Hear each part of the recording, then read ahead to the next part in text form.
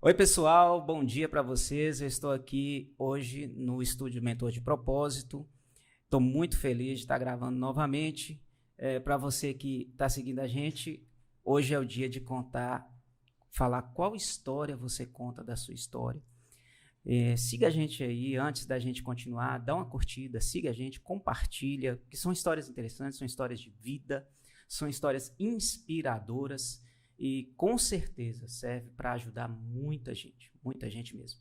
E eu tô aqui hoje com uma convidada especial, Josi Moura, palestrante, contadora, advogada, mãe, líder do projeto Mulheres Virtuosas. Aliás, parabéns, é um projeto maravilhoso e eu vou querer que você fale muito.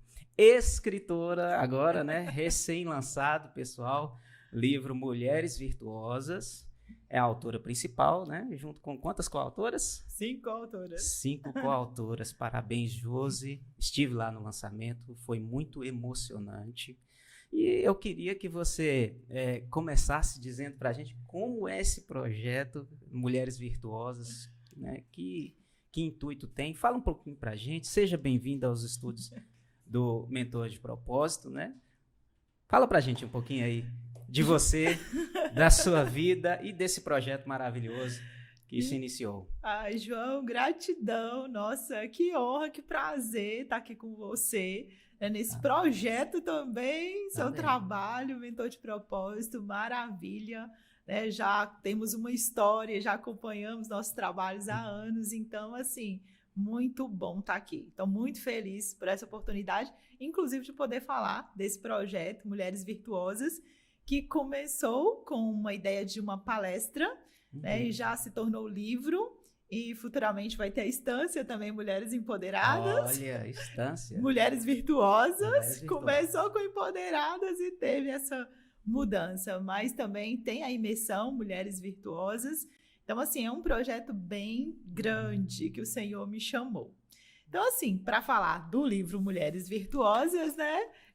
No caso, começou dessa forma em 2019. Eu comecei a fazer um curso de palestrante e eu precisava escolher um tema da minha palestra. E realmente passou por vários temas, mas o tempo todo eu queria falar para mulheres, porque sempre fui muito chamada para esse nicho, as mulheres, sempre estava ali, mulheres presentes na minha vida, desde a minha infância e durante a adolescência, juventude, sempre com aquele contato com mulheres e de alguma forma aquele incômodo de trazer o melhor da mulher. Então, Mulheres Virtuosas foi surgindo, primeiro eram Mulheres Empoderadas, e aí a ideia era falar dessa mulher da Bíblia, a mulher virtuosa, que tem várias características, descobrir se ela existe ou não, né? Se é possível ser essa mulher virtuosa ou não. Então, ficou esse tema mesmo, que é tema, né? Faz parte da Bíblia, desse capítulo de Provérbios, esse nome. Então, eu passei por várias pesquisas até chegar. E as vidas que inspiram, porque eu chamei algumas pessoas para fazer parte desse projeto inicialmente, essas 5 amigas, para contar suas histórias, e eu quis trazer isso, mulher virtuosa. Então, ela existe? Quais as características? Então, mulheres reais, elas são mulheres virtuosas? Então, cada uma dessas coautoras contaram ali as suas histórias, seus desafios, as suas vitórias, né, como saíram de uma situação, foram para outra, histórias de cura, de transformação. Então, ali a gente pôde ver as características dessa mulher virtuosa da Bíblia, né, que parecia tão distante, mas que aqui a gente pode ver que é muito real. Aliás, eu não vou dar spoiler do livro, porque eu vivi algumas dessas histórias, eu estava presente, eu conheço algumas coautoras, eu estava presente, então não vou dar muito spoiler, mas são histórias fantásticas. Histórias de pessoas que passaram por momentos muito complicados, muito difíceis, né, pela vida, e eu vejo que elas deram a volta por cima, né? tiveram uma força tremenda e deram a volta por cima. Não posso contar os detalhes. Leiam o livro, comprem o livro. Josi, e por falar no livro, né? Então, onde é que a gente encontra o livro? Onde a gente encontra você na rede social? Fala pra gente.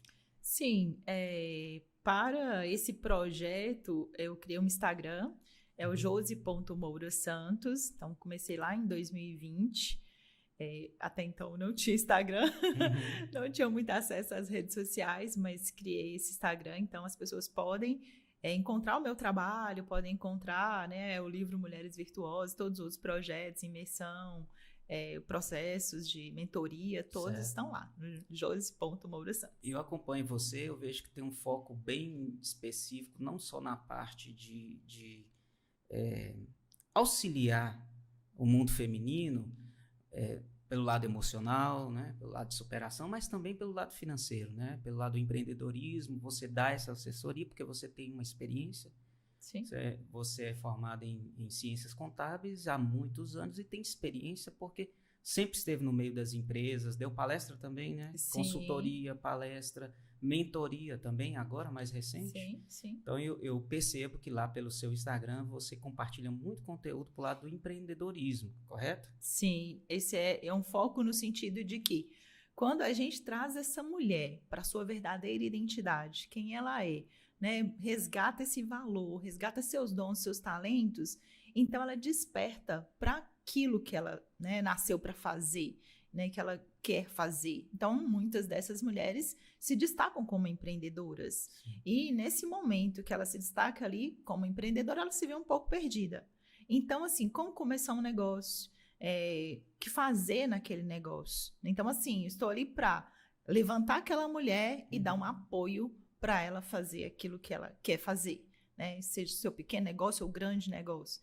Então, eu tenho um e-book, que é um e-book que fala sobre esse passo a passo da administração de um pequeno negócio. Certo. Porque eu trabalhei 15 anos dentro de pequena empresa, colocando a mão na massa mesmo, trabalhando no departamento pessoal, financeiro.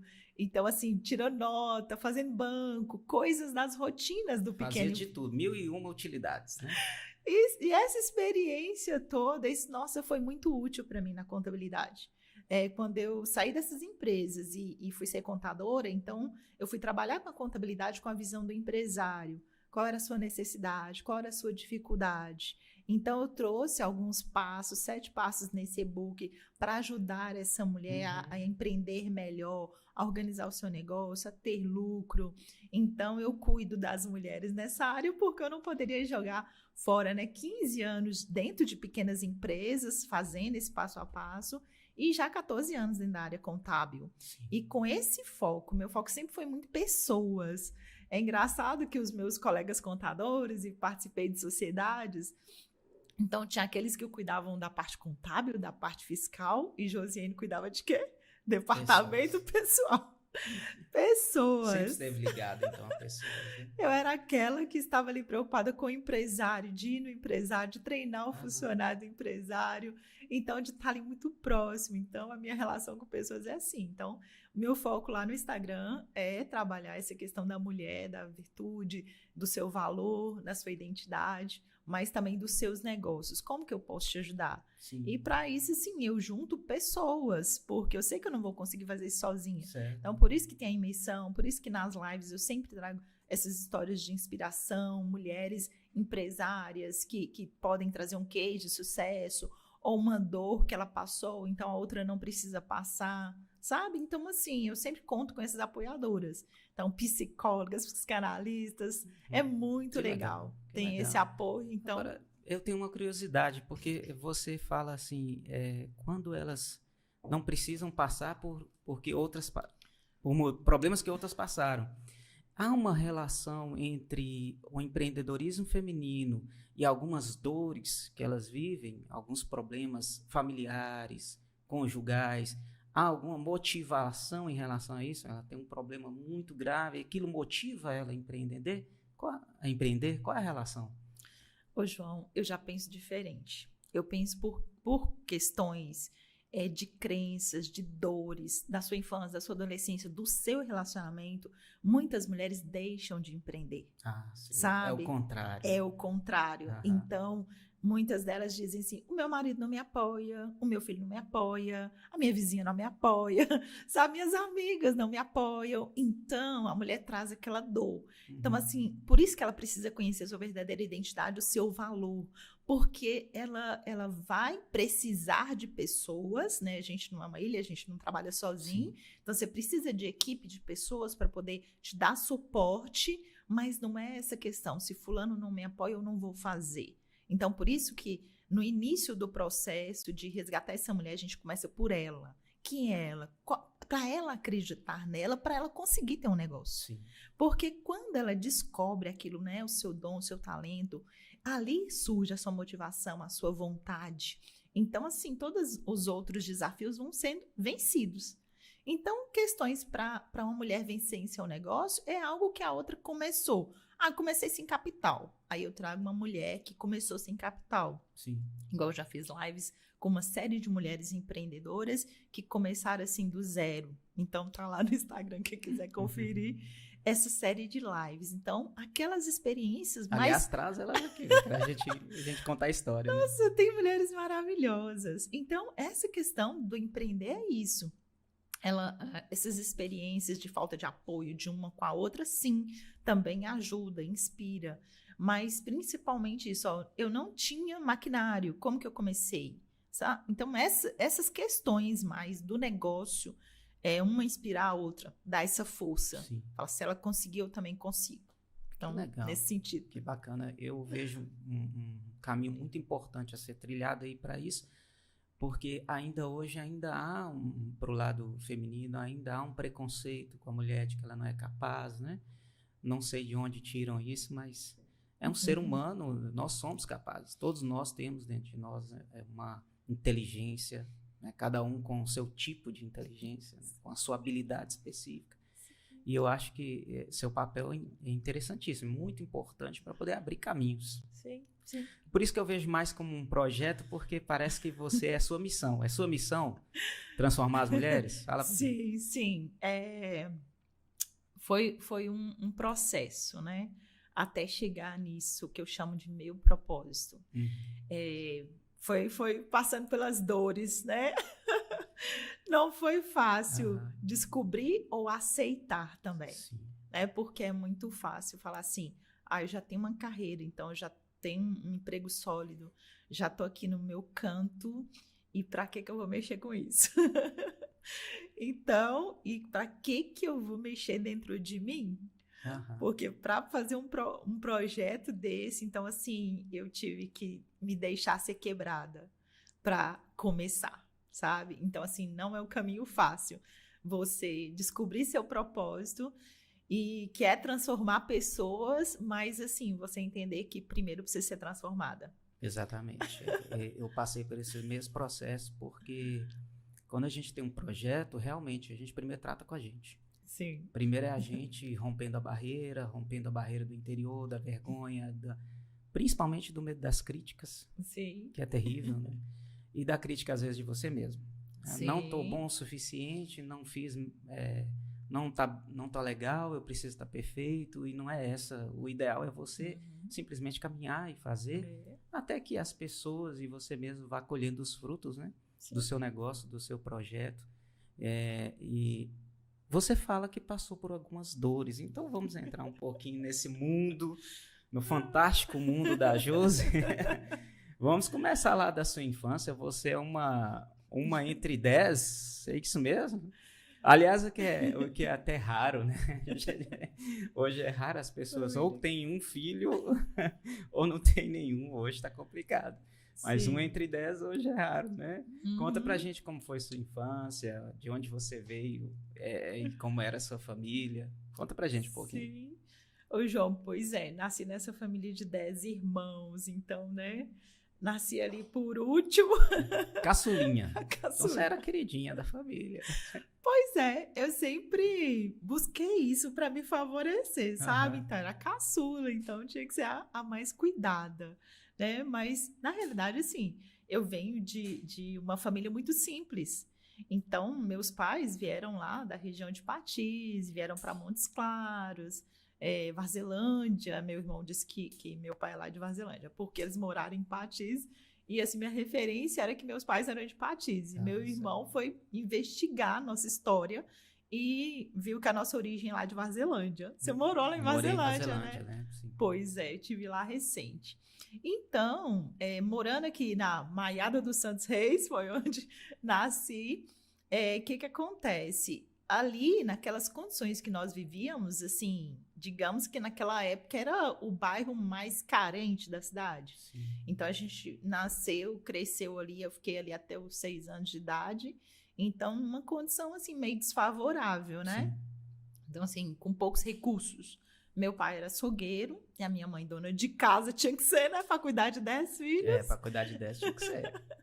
Muitas ajudadoras, ela encontrava pessoas para poder ajudar e ali ela ficava naquela condição e assim, a gente vivia de maneira bem precária, no sentido assim, que tinha carne, porque ele era açougueiro, mas meus irmãos não tinham uma sandália para ir para a escola, né? Não tinha um short, não tinha uma camisa, não tinha os cadernos, então era uma questão assim, realmente, eu a menor, então tinha essa fase de escola ainda, só via, eu me lembro de umas cenas assim, que eu tinha um cantinho lá para eu brincar sozinha ali com algumas coisinhas e uma bala. Eu me lembro assim da minha mãe cuidar muito, assim, tentar me proteger dos problemas, das coisas que aconteciam, e tinha umas amigas. Então, assim, eu lembrava de algumas cenas, né? Me lembro de algumas cenas, mas os meus irmãos realmente que foram compartilhando as suas histórias e foram falando das suas dores. Então, assim, não foi fácil para o meu pai, né, criar 10 filhos, minha mãe, e não foi fácil viver naquela condição. A diferença sua na infância que você lembra para o seu irmão é de quantos anos? O meu irmão mais novo, né, que é 2 anos de diferença de mim. Então, assim, eu tenho um irmão 2 anos, e aí depois vem uma escadinha de 2, de 2, de 2. Nossa, o mais velho. Então já era maior de idade. Já. Trabalhava, todos trabalhavam. Isso, todos. E mesmo as minhas irmãs, até desde 12 anos de idade, minhas irmãs já trabalhavam no açougue. Então, assim, meu pai, né, pegou meus irmãos, os homens, os 6 homens e as 3 mulheres, e colocou para aprender a trabalhar. Então, assim, ele veio de uma criação, né, da roça e tudo. Então, aquele medo dos filhos virarem ladrão e prostituta. Isso era o pior. Então, assim, meu pai era muito bravo com isso. E naquela época, eu vou te falar que revólver era coisa normal. Ainda mais quem mexia com ele roça, né? Tinha um revólver 38, sabe? Então, assim, era de dar muito medo, né? O meu pai fortão, grande, de chapéu, aquele vaqueiro e tudo. Eu ali, pequena, via meu pai assim, em certos momentos eu via ele como herói, mas em certos momentos eu me assustava, né? Com aquele gigante e brigão, e batia nos meus irmãos. Então, assim, era assustador. Sim. Sabe? Então, quando você fala, a gente estava conversando sobre essa questão da mulher. Então, naquele momento ali, eu vi da mulher empresária. Daquele momento, eu trouxe algumas crenças, algumas dores daquele momento ali da infância, sabe? Para esse momento agora, para ter que me quebrar agora, eu tive que ir lá, nesse momento, naquela cena ali, resgatar algumas coisas, ressignificar. Tentar entender também, né? Sim. Olhar para ele, tentar entender os motivos das atitudes dele. Né? Sim, porque aí eu fui entender justamente isso. Um homem naquela época, para tentar criar 10 filhos, para não deixar eles irem para um caminho errado, que era o cenário que os colegas, né? Todos os filhos se tornavam ladrões ou prostitutas e tudo, então se perdiam, ele não queria que isso acontecesse. E o ambiente favorecia, né? Onde eles estavam. Onde vocês estavam. Sim, onde nós estávamos. Mas ficou uma dor ali, de medo, no caso, né? Muito medo. E também dessa questão da aprovação. Então, eu precisava ser muito quietinha, muito boazinha, né? Para não sofrer. Não apanhar. Não apanhar. E também a minha mãe começou a dizer que era doente. Porque... Tadinha, caçulinha é doente. Doente. Gente, isso é incrível. Ela tirou isso de onde? Pra me proteger, a única explicação. Só que Essas coisas, gente, é tão forte, eu não sabia disso, assim, como que era forte uma crença da sua infância. Porque até os 45 anos de idade, eu acreditava que eu tinha uma doença nos rins até os 45 anos de idade. Minhas pernas sempre foram inchadas porque minha mãe dizia que eu tinha um problema nos rins e por isso que as minhas pernas eram inchadas. E você tinha isso na cabeça, então? Na cabeça. E eu acreditava piamente. Todas as pessoas, os médicos me perguntavam. Aí ele falou, tudo bem com você? Não, sua perna tá inchada. Eu falava, não, eu tenho essa perna inchada porque eu tenho um problema no rim, minhas pernas. Cultura popular, veio da sua mãe. Eu contei isso pra médico, pra todo mundo, pras minhas irmãs, pra qualquer pessoa justificar. Pros seus filhos. Pros meus filhos. Eu sempre justifiquei que as minhas pernas eram inchadas. Que coisa. Porque eu tinha essa doença. Só que aí, fazendo esses processos, eu descobri que não. Eu comecei a fazer uma caminhada, mudar minha rotina, mudar meu estilo de vida e as minhas pernas desincharam. Quando você fala processo, e eu falei do processo também, quando a gente fala de processo, é o que a gente passa quando a gente começa a estudar, a gente começa a ter conhecimento da gente, né? A gente começa a se identificar no mundo, entender nossos medos, nossos anseios. Eu sei bem o que é isso, porque... E essas crenças, principalmente quando vêm dos nossos pais, né, realmente elas são fortes pra gente. Porque você tinha em quem acreditar, na sua mãe. Sim. Mais na sua mãe ainda, né? Que seu pai, criação muito rígida, você tinha um pouco certo, a maioria das vezes um pouco de medo, né? Porque ele brigava muito com seus irmãos. Então, realmente uma crença muito forte. Levou por 45 anos. Deve ter contado pra todo mundo. Né? Não, era muito... Depois eu comecei a rir, né? Quando eu descobri que isso era uma crença, meu Deus, quando eu vi as minhas pernas desinchadas, aí eu fiquei com vergonha, né? De contar isso pra todo mundo. Agora eu venho contando o contrário. Eu falei, gente, aí eu venho contando o fato, porque às vezes tem muitas pessoas que têm essas crenças.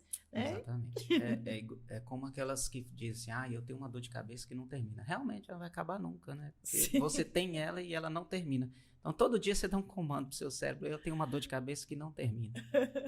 A maioria das vezes, por isso que a medicina que vai pro lado homeopático e que entende o ser humano como um todo, ela acaba falando, né? Tem muita doença psicossomática.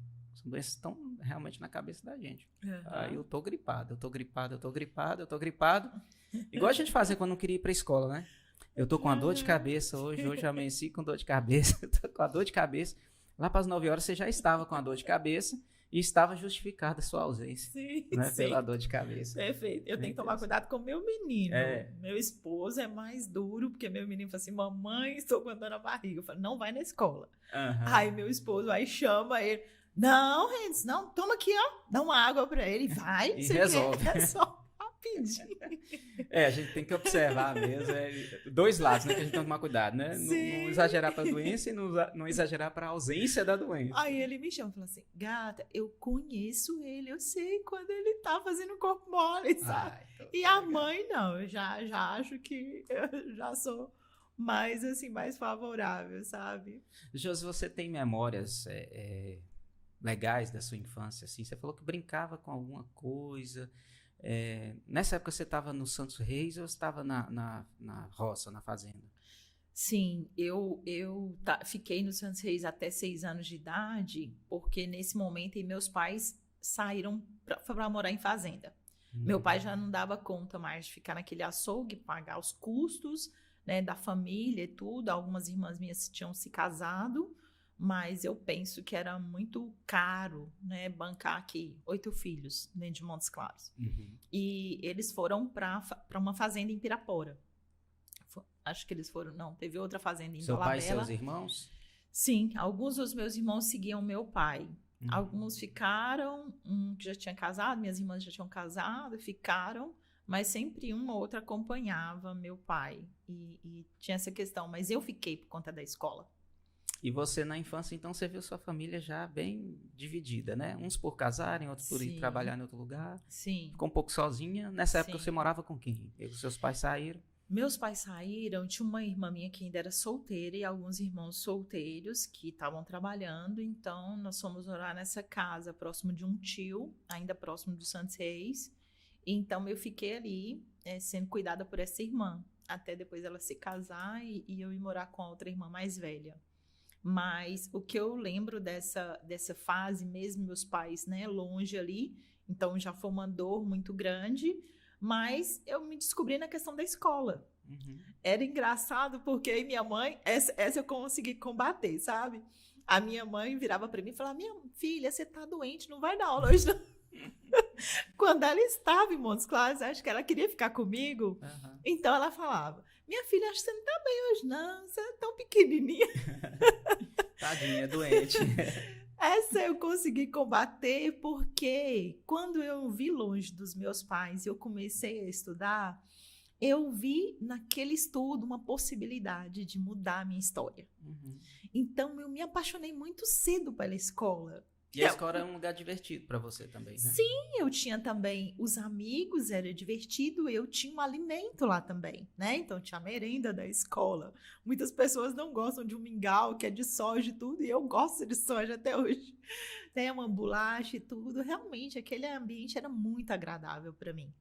E eu apaixonei com a escola. Então, isso a minha mãe, mesmo tentando me proteger, isso ela não tirou, ela não conseguiu tirar de mim. Ela tinha muito medo de me perder para o mundo.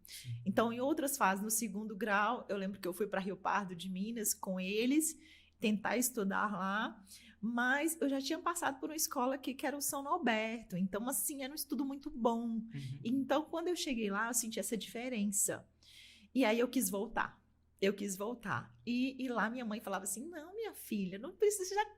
Eu tinha concluído o 1º grau, para ela estava ótimo, né? Você tinha quantos anos mais ou menos nessa época? 16 anos. Eu tinha feito a 8ª série e ela falava: minha filha, não precisa mais, fica aqui. É porque para ela estava bom, né? Ela me queria perto, mas assim, eu tinha muita sede de mudar, de melhorar, né? De sair daquela condição que a gente nasceu. Então, esse, assim, Deus colocou no meu coração e foi maravilhoso, porque realmente essa expectativa do estudo é que me trouxe algo, sabe? Então, assim, mas com muito prazer. Assim, eu tenho que... Meu esposo e meus meninos ficam me controlando, né? Que eu passo na porta de uma faculdade, de uma escola, eu quero entrar. Eu quero me matricular, eu quero fazer um curso. Eu amo esse ambiente acadêmico, de conhecimento, sabe? E isso está lá desde os 6 anos de idade. Então, a ida na escola era muito bom, né? Lembrando daquela parte ali, brincar com as crianças, com os vizinhos, era muito bom. Ir para a fazenda que o meu pai trabalhava era muito bom, porque tinha rio, era muito legal. E era a oportunidade de você vê-lo, né? Sim, Passava muito tempo sem vê-lo? Sim. O meu pai, eu só via nas férias, que era dezembro e janeiro e julho, porque então ele não vinha aqui em Montes Claros. A minha mãe vinha trazer as coisas pra gente. Ela ficava nessas fazendas, cuidava de galinha, então ela trazia muitos ovos, aí trazia queijo, doce de leite, doce de mocotó. Vinha pra dar o suporte pra você. É por isso que você gosta de doce. Agora eu entendi. Descobriu? Porque tem sempre doce na casa de Josi. Sempre tem uma barrinha de doce. Então agora eu entendi. É sua mãe que é a culpada. Exatamente. Não faltava doce. Doce de casca laranja, doce de figo, todos os doces. Aí ela tinha que trazer a lata com doce de leite, trazia os ovos, trazia as frutas, trazia leite. E aquilo ali era uma forma, né, de nos sustentar mesmo, porque era muito precário, assim. Meus irmãos trabalham em pequenos trabalhos e realmente não tinha renda.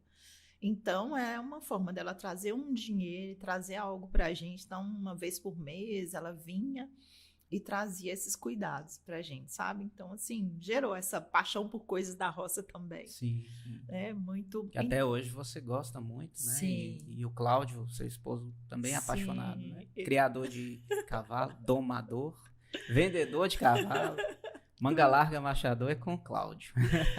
Fazer propaganda pro Cláudio, que manga larga, quem gosta de manga larga é com o Cláudio Moura. Como é o nome do Aras? Aras Tropa do Moura. Aras Tropa do Moura. Eu achei muito interessante porque essas dificuldades que você passou, com certeza foram uma mola propulsora para você. Principalmente na fase da adolescência, né? Que a fase da adolescência você tem sonhos, você quer ter as coisas, você começa a perceber as coisas. Também começa a perceber as dificuldades, né? Você olha as dificuldades com outros olhos, diferentes da fase da infância, que da infância tá em dificuldade, mas não faz tanta diferença para você. Você se vira brincando com um boizinho de manga, né? Sim. Você vai pôr uns palitinhos na manga e fala que é um boi. Mas aí na adolescência você começa a ter certos desejos de mudança. E foi na adolescência que você falou que aos 16 você quis voltar para cá, né?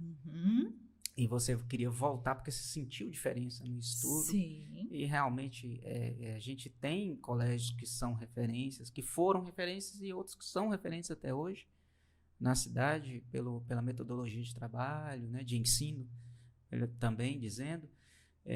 Na sua adolescência, você começou a perceber os problemas familiares, você começou a ver assim, olha, isso tudo que eu vivi, eu quero algo diferente. Como é que foi? Como é que você começou a planejar a sua vida? Foi na adolescência? De certa forma, sim, João. Por quê? É engraçado que os adolescentes, assim, eles, pelo menos olhando... A minha filha hoje tem 17 anos. O que ela quer? Ficar bem próximo da mãe e do pai. Quando eu falo que eu vou fazer uma viagem para dar uma palestra, esses dias lá em Vazelândia eu levei comigo. Então, assim, os filhos querem ficar perto do pai. E realmente, assim, eu queria muito ficar próxima dos meus pais. Rio Pardo de Minas era o ambiente mais favorável do mundo. Então, uma cidade pequena, onde eu ia estudar o básico, eu ia estar perto dos meus pais, eu ia para a roça. Sua mãe ia estar feliz porque você estava perto e tudo, Rio. Era tudo muito favorável. Clima maravilhoso. Eu ia para a escola de jaqueta dos meus irmãos tinham moto, os meus irmãos já estavam trabalhando com carvoeira. Então, assim, era um ambiente mais favorável, assim, muito bom. Então, eu ia ter uma adolescência ali muito confortável. Sim. Minha mãe fazendo comida, as melhores comidas, né? Meus irmãos são super cozinheiros, meu pai, minha mãe. Então, eu ia ter tudo ali do bom e do melhor. E eu abri mão disso. Voltou pra cá com a cara e a coragem. Eu abri mão disso. Saiu de perto da mãe, né? Sua mãe queria você muito perto. E eu queria meus pais muito perto também, né? Então, mas tinha algo que me movia para cá, sabe? Eu acho que, assim, esse chamado de Deus, porque todos nós nascemos com um propósito. Deus nos chamou para estar aqui, para servir pessoas com nossos dons e talentos, e aquele incômodo maior de abrir mão, né, de tantas coisas boas. Então, eu penso hoje que foi esse incômodo pela escolha, assim, que o Senhor tinha me escolhido para algo. E assim, aí Ele me deu essa força de dizer, não, mãe, eu vou. Eu vou morar com a minha irmã mais velha, dormir no sofá da sala, né, então eu não tinha meu quarto. Então, estudar mesmo numa escola pública, tudo bem. Quando eu voltei, já não era mais uma escola particular, uma escola pública. Mas aqui eu vi a possibilidade, né, de crescer, de ser alguém, de mudar a nossa história. Sim. Então, assim, eu não via. Engraçado que eu não conseguia enxergar um futuro sem passar pela escola. Entendi. Sabe? Aqui seria seu maior passo, né? O maior passo possível que você pudesse dar seria vir pra cá e... É que você viu um futuro, de certa forma você viu um futuro. Sim, eu vi. E assim, não foi fácil essa fase, porque a minha irmã tinha o filho dela, depois ela arrumou outra filha. Então a gente vivia ali de maneira bem precária, o esposo dela tinha uma baixa renda. Então, assim, os meus pais não conseguiam me ajudar muito aqui. Eles estavam lá tentando sobreviver, tentando ter um negócio também, meus irmãos tentando se erguer. Então, não havia muitos recursos. Então, a gente tinha o básico, sabe? Vivia com o básico de alimentação, de sobrevivência, tudo. Né? Sobrevivência. E a minha irmã muito lutadora, muito batalhadora, sabe? Trabalhando muito. Ela trabalhou em uma escola e começou a fazer salgados. Então, assim, muito esforçada. Então, além da minha mãe, que é a primeira referência de uma mulher lutadora, guerreira, sabe, muito virtuosa, porque ela conseguia dar conta desses filhos, apoiar esses filhos, apoiar o meu pai para onde ele ia. Até parece que eu conheço um casal assim, né? Que a esposa, onde o esposo vai, a esposa vai atrás.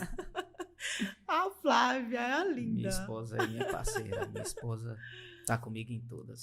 Sim, conhece essa história. Um dia eu virei pra ela assim, até nas bobagens que eu faço, você tá junto? Ela, tô junto.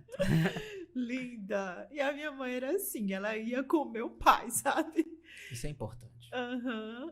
Então assim, ela deu todo o suporte e tá ali com os meus irmãos também, mesmo meus irmãos casados. Então assim, a minha mãe foi a primeira referência de mulher, né? Forte, batalhadora, guerreira, mas também de alegre demais. Então assim, acho que um pouco da minha alegria eu tenho isso da minha mãe.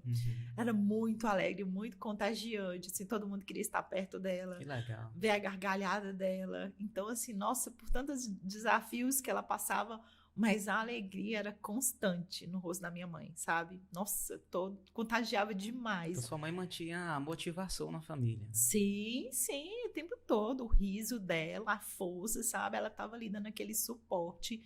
Mas era vaidosa, sabe? Gostava de arrumar cabelo, de tal batom.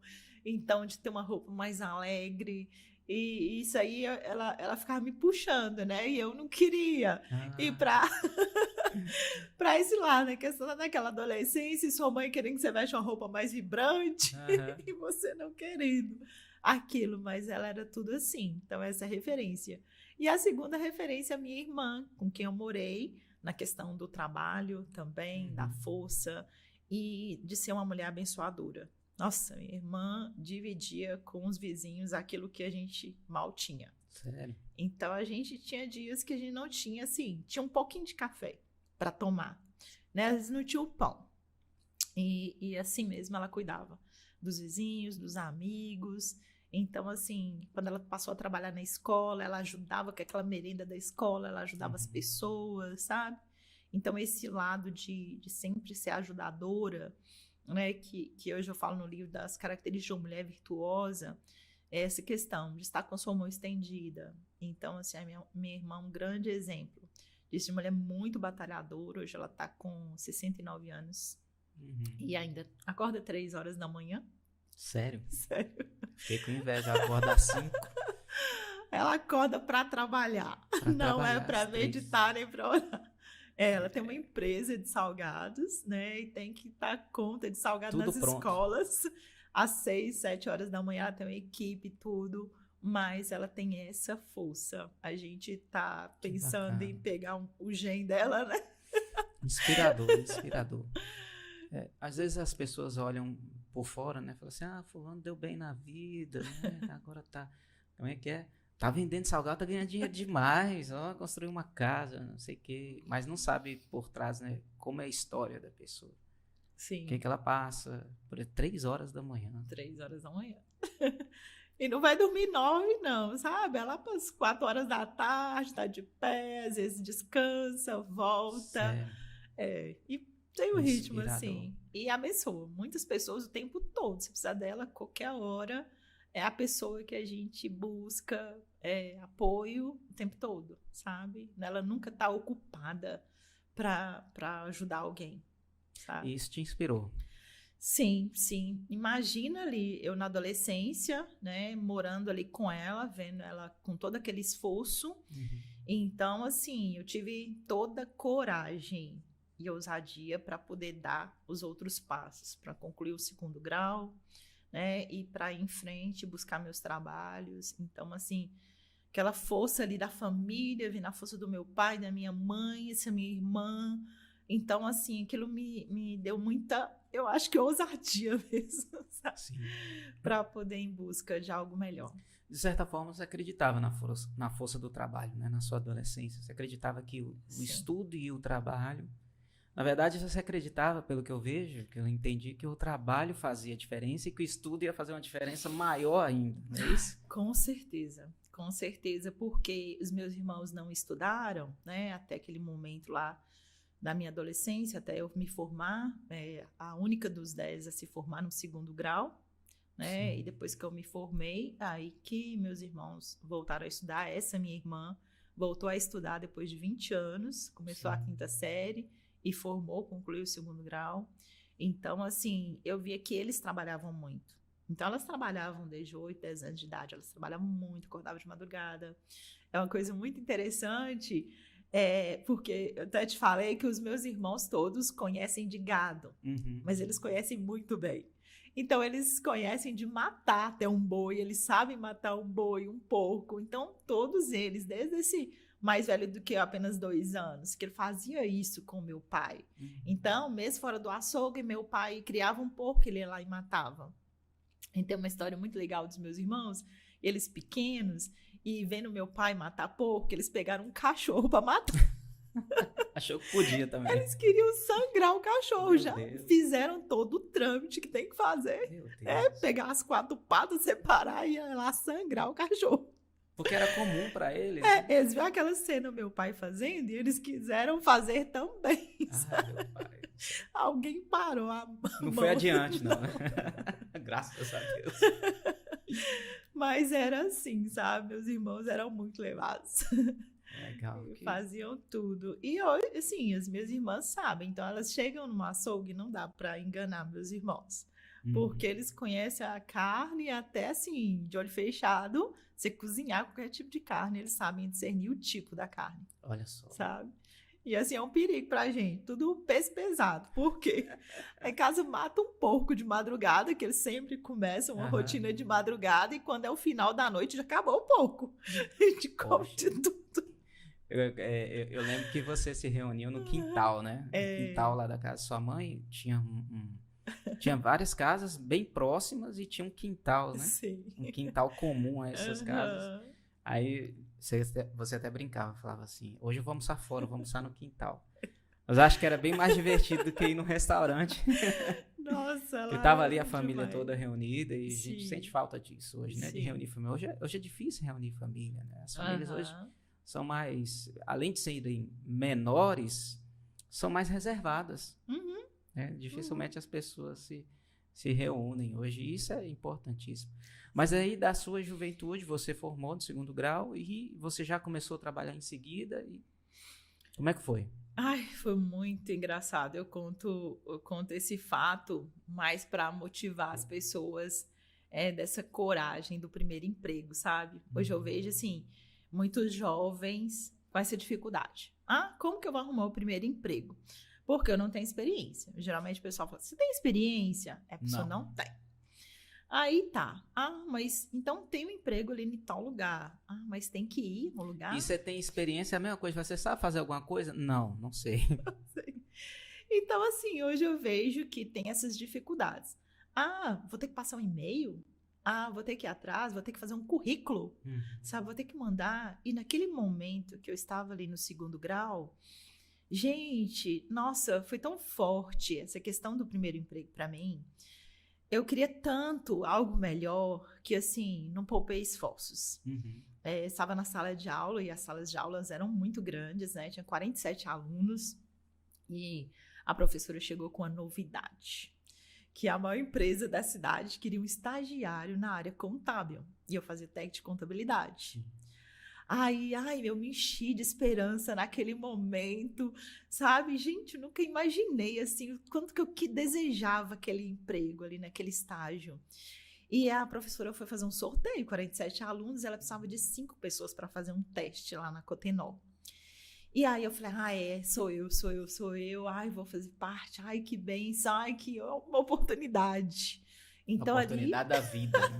Era só a oportunidade da vida. Era aquilo ali, engraçado, porque as pessoas nem falavam muito bem de lá, da fábrica, né, mas eu desejava muito, era uma empresa da cidade, e eu enchi de esperança, eu esperei aquele sorteio, sabe, e eu não fui sorteada.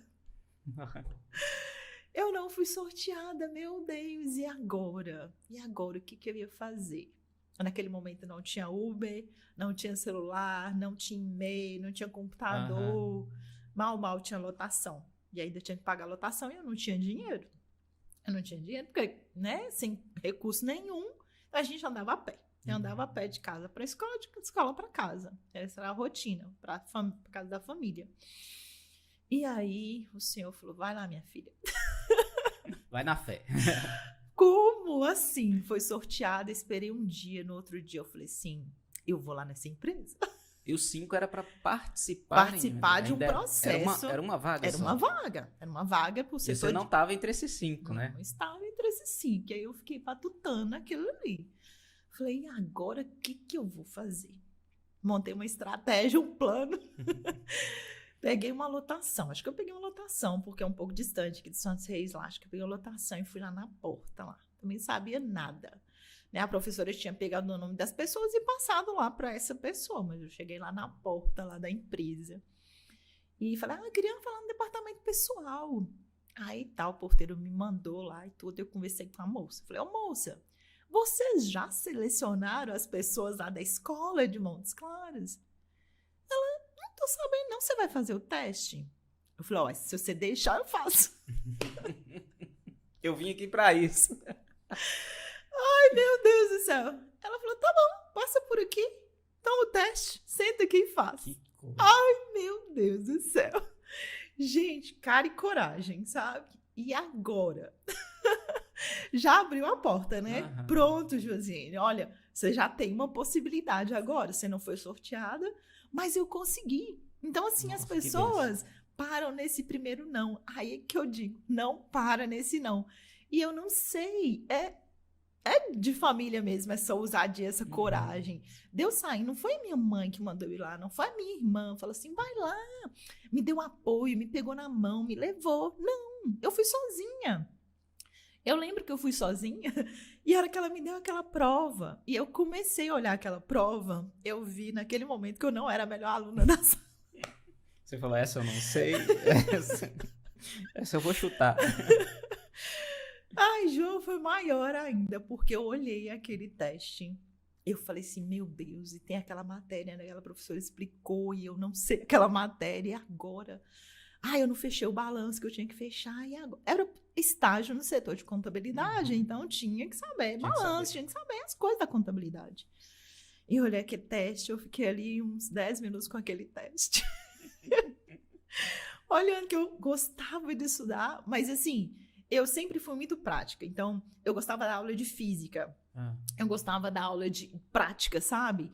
Tinha uma aula lá na escola de fazer máquina de fotografar com uma lata de leite ninho. Sim. Aí tinha que fazer o prisma, sabe? Essas coisas que eu mais me envolvia. Então, eu gostava dos números. Eu fechava as provas de matemática, sabe? Então, assim, de física e tal, era muito legal.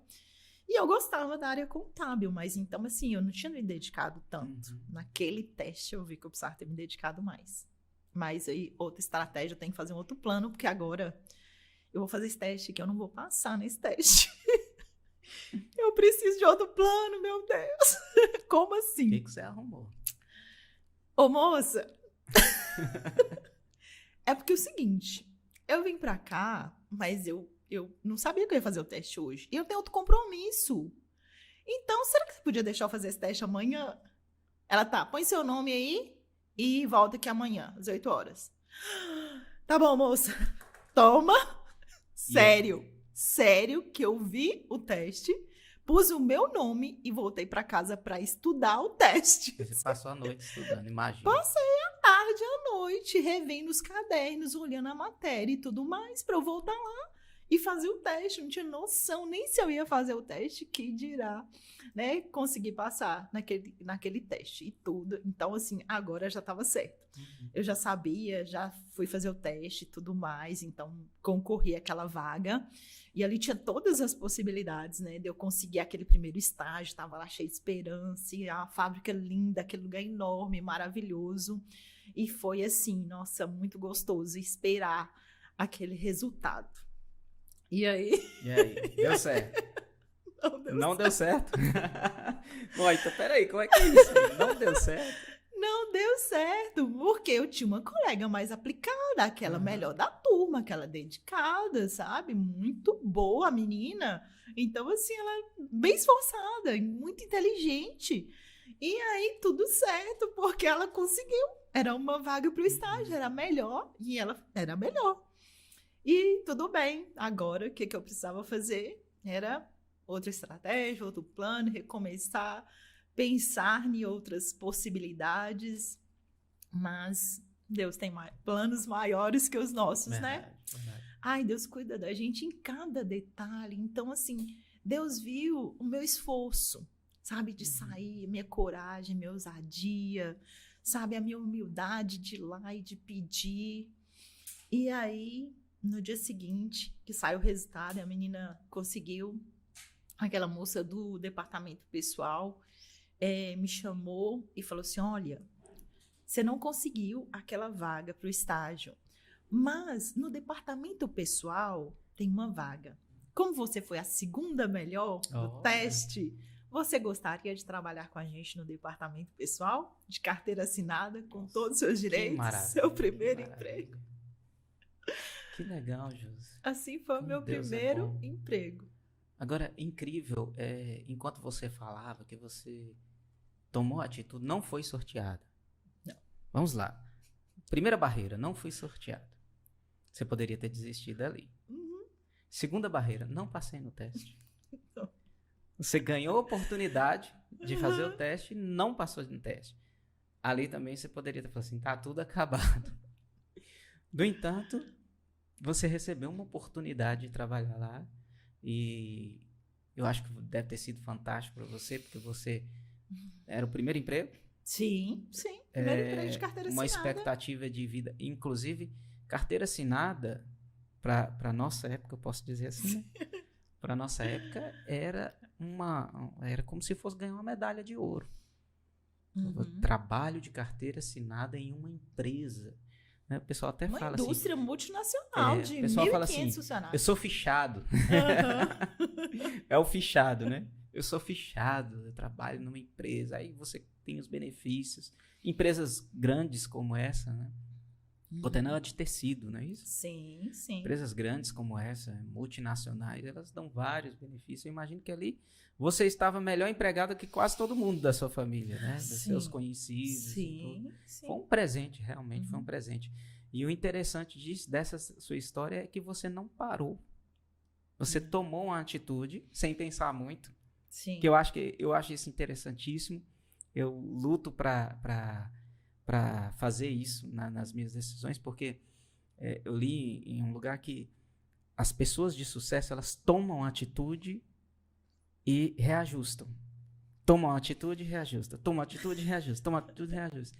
E é melhor do que você ficar planejando as coisas. Sim. Tentar ajustar tudo para sair perfeito e não dar certo. Uhum. Você tomou atitude. Sim. Você foi lá. Eu não sei como é que eu vou. Eu vou. Uhum. Chegou lá na portaria. Eu quero falar no departamento pessoal. Se fosse hoje, alguém ia falar assim, quem você pensa aqui? Exatamente. Você é quem mesmo? Você tá vindo de onde? Você marcou horário. Você marcou horário. Então, a atitude fez diferença, né? Na sua vida. A atitude de vir pra cá.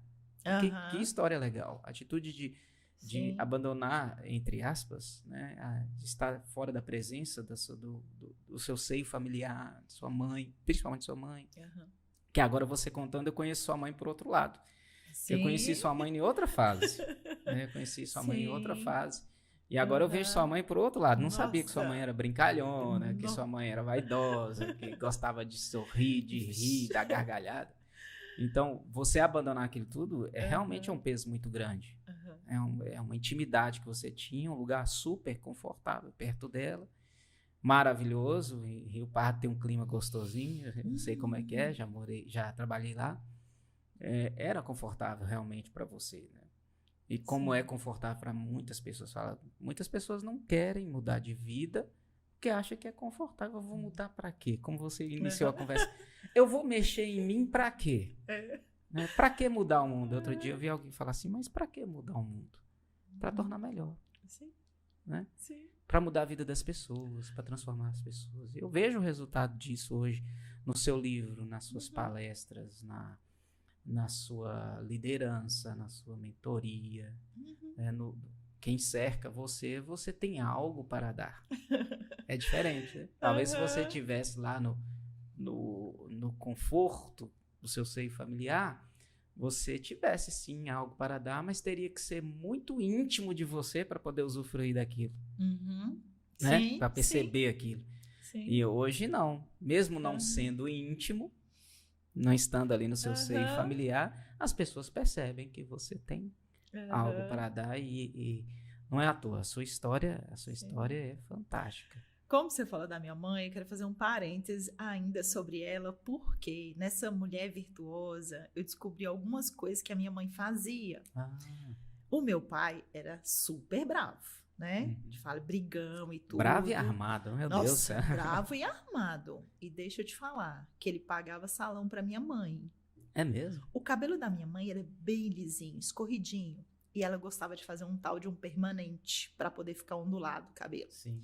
Então, olha o estilo de uma mulher que tem um homem muito bravo, mas que vai para o salão. Que ela tem 10 filhos e vai para o salão. Meu Deus. Minha mãe era... Nossa, como é uma característica de uma mulher virtuosa. Ela se cuidava, ela fazia unha. Então, ela tinha 10 filhos, ela tinha tempo de ir para o salão, se arrumar, fazer esse permanente era um negócio muito difícil, sabe? Inclusive, fedia o negócio.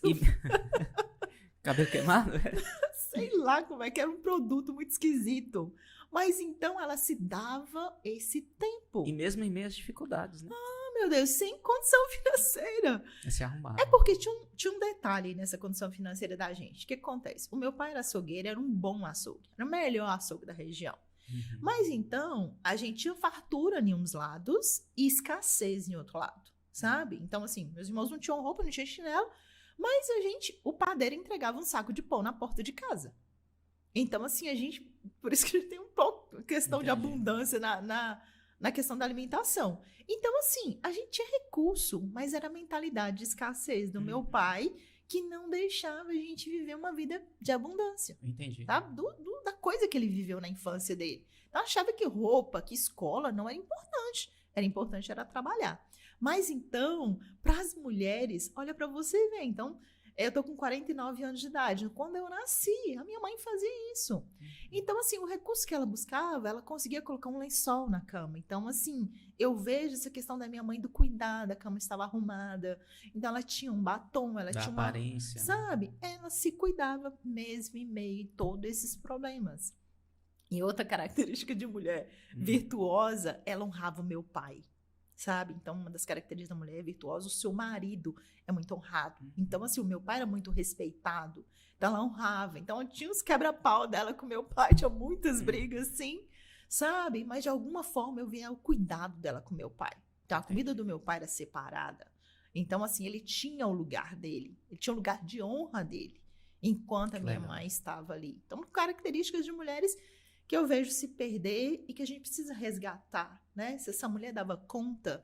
E assim, ela não conhecia a Bíblia, ela não conhecia, né? Assim, não via os princípios. Não via, a gente era católico e tinha aquela questão de ir na igreja para batizar os filhos, e uma vez por ano em uma missa, e às vezes a um domingo ou outro em outra missa. Então, a leitura da minha mãe é muito pouca. Então, assim... Era mais religião que conhecimento. Então, ainda assim, ela e o meu pai tinham valores, tinham princípios, né? Muitos, assim, de Deus, né? Para o cuidado dos filhos, para ela. Mas eu quis abrir esse parênteses para falar dessa mulher virtuosa que naquele tempo, né? Então, hoje, mulheres... não, eu não me cuido porque eu não tenho dinheiro. Eu não me cuido porque meu marido não me dá. Então, como é que minha mãe fazia para ter esse dinheiro, para ir para o salão? Sendo que o meu pai era daquela forma. Como é que ela fez? Eu não me cuido porque eu não tenho tempo. Sim. Como é que sua mãe tinha, né? Com 10 filhos. Então, assim, só que ela era muito agradável, muito alegre. As pessoas queriam estar perto dela. Então, lá em casa, vivia cheio de gente. Era uma que passava a roupa, era uma que cuidava dos meninos. Eu tinha uma ama de leite. Então, assim, as pessoas queriam estar perto dela e apoiá-la, sabe? Então, para você ter as coisas, para você ter o tempo, para você ter os recursos, é muito importante você ser essa pessoa também, né? Agradável, que se importa com os outros. Sim. Aí tinha uma briga lá em casa. E que aglutina, né? Ela ficava dando as carnes do açougue para todo mundo. Tinha tá me dando prejuízo, mulher. Tinha esse detalhe, sabe? Então era essa mulher virtuosa. Que maravilha. Eu não sabia. Você realmente você teve uma fonte de inspiração fantástica com sua mãe. Sim. E com seu pai, seus irmãos e irmãs, o trabalho. Sim. A sua mãe, eu vejo o cuidado. Sim. Cuidado, o trato, a aparência. Que a aparência é importante. Né? Sim. A aparência é importante demais. É um cartão de visita. Nós somos um cartão de visita. Sim. Essa é a verdade. E na sua mãe eu vejo isso. Nos demais da sua família, eu vejo o trabalho, a força do trabalho, a coragem para trabalhar. Sim. Que fantástico. Essa preocupação. Uma das minhas irmãs, ela é cabeleireira há anos e tudo. É engraçado que antes de eu trabalhar na Cotenol, ela trabalhou. Então, outro fato muito, muito legal. Porque a minha irmã trabalhava na Cotenol e trabalhava na tecelagem. Então, ela trabalhava na produção. Então, eu já entrei numa condição diferente. Eu entrei no departamento pessoal. Olha para você ver como foi a evolução. Num lugar muito melhor, né? Sim. Agora, dizer para as mulheres que o dia que a minha irmã casou, ela teve que sair da empresa. Porque lá não empregava mulheres casadas. É mesmo? O que isso faz? Uns 30 anos? O dia que você casasse, você era demitida. Eu não sabia. Olha, sério, era essa a condição. Então, eu morava na casa com ela, com os meus irmãos, então ela era solteira, a única solteira, e ela trabalhava na Cotenol. Então, o nosso sustento vinha dessa fonte, mais alguns trabalhos dos meus irmãos. Sim. E no momento que ela, então, resolveu se casar, arrumou o noivo, foi realizar o seu grande sonho... Mandaram ela embora. Perde o seu emprego, mas era a regra. Não entrava casadas lá e o dia que a pessoa se casasse, saía. No caso, para as mulheres, né? Os homens não. Os homens não tinham essa restrição. Olha para você ver. E seu irmão, o que ela fez? Aí ela foi... Não, ela foi trabalhar com outras áreas, porque ela saiu daquela condição. Acho que ela fez curso de estética, porque desde então ela trabalha como esteticista, cabeleireira. Ela foi ter os filhos dela, tem 4 filhos. Ela morou em Belo Horizonte, morou em Rio Pardo também. Sempre nessa área da estética. Cabelo e estética. Sabe? Mas ela não desistiu, né? Foi mandada embora. Não, ela já tinha o plano dela. Ela fez, ela pegou os recursos daquela demissão, fez seu belo casamento e tudo, festança. E ela já sabia daquilo, então. Já sabe, todas as pessoas entravam. Porque lá na Cotenol, então, trabalhei no departamento pessoal, você tinha uma pasta de cada funcionário, com muitos documentos. A gente tinha muitos arquivos, sala de arquivo. Né? Então, até uma coisa que eu aprendi lá foi arquivar as coisas, tudo certinha. Porque lá você chegava, o funcionário era selecionado, tinha uma pasta com desse tamanho assim de contrato para você assinar e já tinha todas essas regras. Então, as pessoas já sabiam que se casasse, era demitido no dia seguinte. Já era contrato por prazo determinado até o dia do seu casamento. Até o dia do casamento. Para mulheres. Acabou isso, né? Não tem mais. Acabou. Ô, Josi, quando você se considerou adulta, quando você falou assim, agora eu tenho responsabilidades, agora eu sou uma mulher adulta, deixei de ser adolescente e minhas responsabilidades agora existem. Quando foi que você deixou de ser adulta? Eu estava lá na Cotenol. Deixou de ser, não. Passou quando você a se ser, tornou adulta? Se tornou adulta, eu entendi. A pergunta é porque eu comecei a trabalhar, né? Então, a ideia... Você começa a trabalhar, por mais que eu queria uma vida melhor, mas até então eu não tinha roupa. Então, meu dinheiro foi para comprar roupa. Aí, depois, eu não passeava, porque não tinha recurso. Então, eu passei a ter recurso para ter alguns prazeres. Tomar um sorvete, comer uma pizza. Então, o meu dinheiro foi naquele momento ali. Então, assim, eu estava morando com a minha irmã. Então, de certa forma, ela me apoiava. Então, ela foi me dando um suporte para eu viver algumas coisas que eu não vivi na adolescência. Sim. Porque teve 2 questões. Porque meus irmãos não me deixavam sair na porta. Porque aconteceu o fato assim. Tinha que cuidar da caçulinha. Não podia namorar, não podia se encontrar, nem pegar na mão. Não. É porque essa questão, quando eu comecei com essa ideia de que eu estudar poderia nos dar uma condição melhor... Gente, como que isso, né, os seus pensamentos, o seu sentimento, a sua visão começa a passar para as pessoas à sua volta? Os meus irmãos começaram a ver a esperança em mim. Eu seria aquela que formaria, eu seria aquela que tiraria a família daquela condição, sabe? Então, houve essa questão, e aí a visão foi do cunhado, do primo. Eu tinha 6 irmãos homens para me cobrir, 3 cunhados, um primo e o meu pai. Quando eu andava em Rio Pardo, eu andava com os guarda-costas. No mínimo 6. No mínimo 6. Eu não andava Alguém se arriscava a namorar com você? Coitado, sabe? Então, teve essa questão, que aí eu não podia sair, eu só saía com os meus irmãos. Meu Deus. Teve essa questão. Então, assim, quando eu comecei a trabalhar, eu falei, opa, já fez 18 anos, já formei, já entreguei lá, né, o diploma, então vou curtir um pouquinho. Teve esse fato, mas eles me protegiam ali, mas com essa questão, poxa vida, alguém tem que formar, alguém tem que mudar a nossa condição. Eles também tiveram essa esperança, sabe? Então, nesse momento, eu não me via com tanta responsabilidade, estava saindo dessa fase da adolescência, então não tinha tantas responsabilidades, eu tinha uma expectativa de um futuro melhor, mas não tinha tanta responsabilidade. E morava com essa minha irmã, minha mãe, meu pai estavam morando em Rio Pardo de Minas, em um sítio, estava tudo bem, né? Então, eu já estava ali há 2 anos na Cotenó e buscando melhorias ali, aprendizados. Eu vou dar uma pausa para pular da fase adulta, só porque esse momento da Cotenó foi muito importante. Os meus aprendizados lá. Sim. E aí, quero te chamar a atenção para a questão da visão também. Quando eu entrei lá, eu entrei com qual visão? Aquela empresa é maravilhosa. Aquela empresa, na minha visão, era maravilhosa.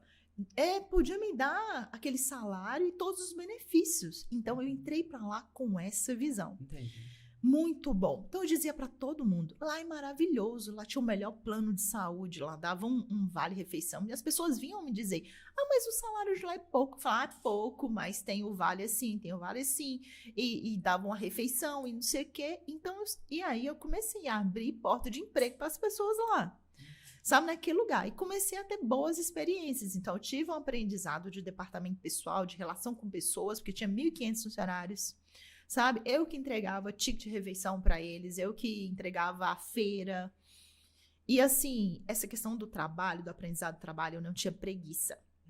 Então, eles me chamavam para ir para lá 10 horas da noite para entregar as cestas para o pessoal do turno das 10. E eu ia. E eu ia, voltava e trabalhava no outro dia seguinte, 7 horas, sabe? Mas tudo isso me gerou essa relação com as pessoas. Então, tem pessoas que me conhecem na rua, que me cumprimentam, porque elas me viram lá. Elas me viram cuidar delas, elas me viram, sabe, servir. Eu estava ali. Muita gente.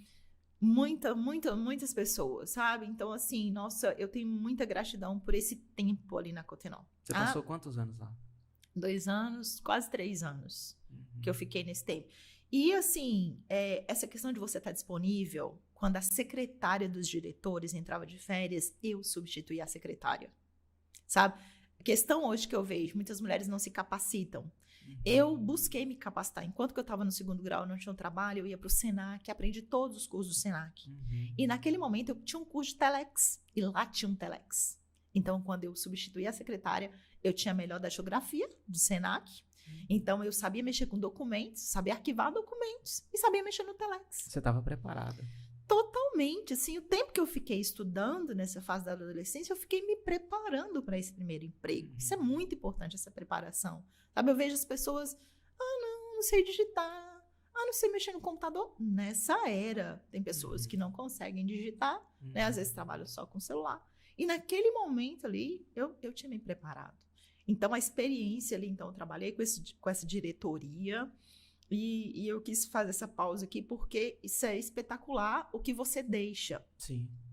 Deixa uma questão de que as pessoas ficaram muito gratas pelos empregos que eu consegui passar para elas. Porque elas chegavam lá para procurar um emprego e eu falava daquela maior empresa, aquela melhor empresa. E, assim, elas tinham aqueles ganhos e tudo. Então, muito bom essa gratidão, essa relação com essas pessoas ali, sabe? E aí tem um fato muito engraçado, que o meu tio me cobra até hoje por que eu não aposentei. Porque teve gente, posso ter gente que aposentou, né? O vizinho dele, eu arrumei um emprego pro vizinho dele. O vizinho dele aposentou, e por que eu não aposentei? Seu tio não entende que você não aposentou. Mas você botou fulano lá e ele aposentou e você não aposentou. Que negócio é esse? O moço aposentou lá na empresa e eu não consegui aposentar até hoje. Mas acho que você não vai aposentar. Acho que você vai trabalhar o resto da vida. Mas é muito engraçado esse meu tio me cobrar isso, sabe? Meu tio, pois é, e aí como é que ele tá? O moço tá ótimo, aposentado.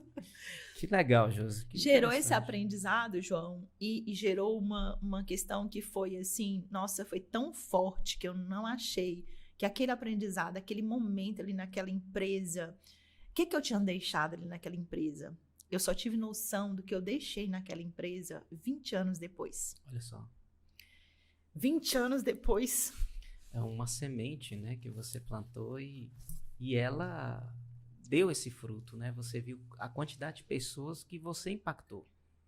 A quantidade de pessoas que você fez diferença. Muitas pessoas ali, eu imagino também, que precisavam muito daquele emprego, ainda mais naquela época, né? Uma empresa grande na cidade.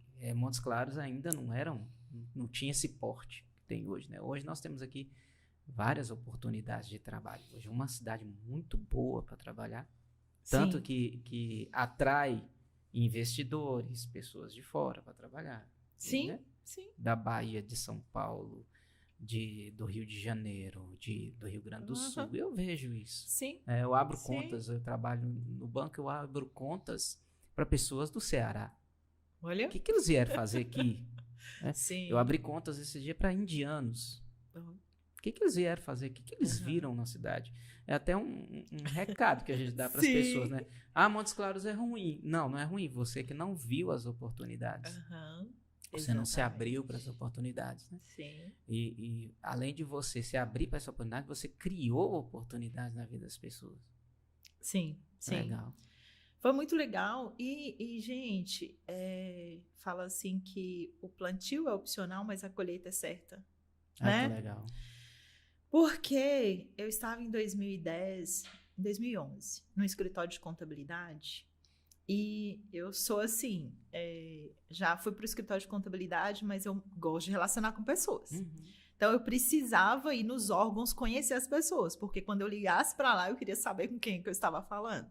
Então, eu conheci todas as pessoas da prefeitura, da Receita Estadual, da Receita Federal. Então, eu sempre tinha qualquer oportunidade, eu queria ir nos órgãos. Você era uma contadora de relacionamento. Não. Eu não deixava o boy fazer o serviço do boy. Você ia lá. Não, marcava e estava em todos esses lugares. E um belo dia eu estava na Receita Estadual. E assim, eu estava numa fase da contabilidade, que eu estava começando uma sociedade, né, um grupo de contadores, e a minha carteira de cliente era menor daquele grupo. E eu estava lá com as minhas dores de poucos clientes. Eu estava lá na Receita Estadual e, de repente, quem eu encontro na Receita Estadual? Um dos diretores da Cotenol. Um daqueles que eu fui secretária. Olha só. Aquele com quem eu tive que conversar para poder sair de lá. E aí oi, doutor Murilo, porque a gente, né, tratava, mesmo que não era um doutor, uma formação de direito nem nada, mas a gente sempre tratava os diretores como doutor. Oi, doutor Murilo, tudo bem? Ele olhou para mim. Oi, tudo bom? Josi, trabalhou lá na Cotenol? Lembro. E agora, o que você está fazendo? Eu sou contadora agora, formei em ciências contábeis, tenho um escritório de contabilidade, está aqui o meu cartão. Se eu precisar de alguma coisa, tudo bem, que prazer, que ótimo. Ok, terminamos aquela conversa e fui para o atendimento. Acho que uma semana ou duas depois, doutor Murilo me liga. Josiane, estou com um cliente para você. Olha só. Posso ir no seu escritório? Claro, claro, Senhor, obrigada por responder a minha oração. Obrigada por essa porta, por esse cliente, essa possibilidade, né? Porque ele poderia chegar lá com o cliente não ia com a minha... Não, ele foi para levar outra pessoa. Ele não queria que eu fosse a contadora dele. Entendi. Ele foi lá, depois de 20 anos, me indicar um cliente. Como assim? E essas foram as palavras dele quando ele sentou na mesa com o dono de uma construtora, de uma mega construtora. Josiane, aqui, ó, esse é o cliente, você vai cuidar da contabilidade dele. Aqui, ó, pode confiar. Ela é ótima, vai resolver esses problemas todos para você. Assinou embaixo. Ai, Deus. Tá vendo o plantio? Que maravilha. Tá vendo o plantio? Doutor Murilo nunca tinha me visto pegar uma caneta de contabilidade. Ele nunca me viu fazer um cálculo, um balanço. Ele nunca tinha me visto atuar como contadora. Ele não conhecia o meu escritório. Ele não me viu formar, ele não me viu me desenvolver, não me viu pegar nenhum cliente. Ele não sabia quantos clientes eu tinha. Ele não sabia nada. Mas ele disse essas palavras. Josiane, esse aqui é o cliente. Cliente pode confiar. ela vai fazer a sua contabilidade.